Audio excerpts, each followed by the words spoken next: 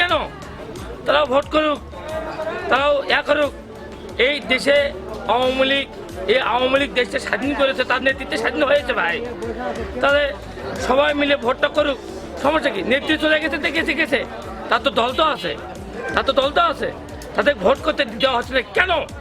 কেন ভোট করতে দেওয়া হচ্ছে না? এটা আমরা চাই যে সব দল মিলে ভোট করুক।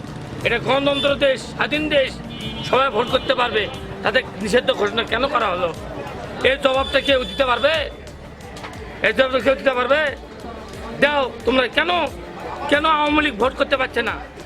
যার এই দেশে বাংলা তৈরি করেছে, যাই বাংলাদেশ তৈরি করেছে, পূর্ব পাকিস্তান থেকে বাংলা তৈরি করেছে, সেটা হলো আওয়ামী লীগ দল। তাদেরকে ভোট করা নিষিদ্ধ কেন হলো? তাদের স্বৈরাচার ভাবে, দেশদ্রোহী ভাবে দেশ থেকে তাড়ান হলো।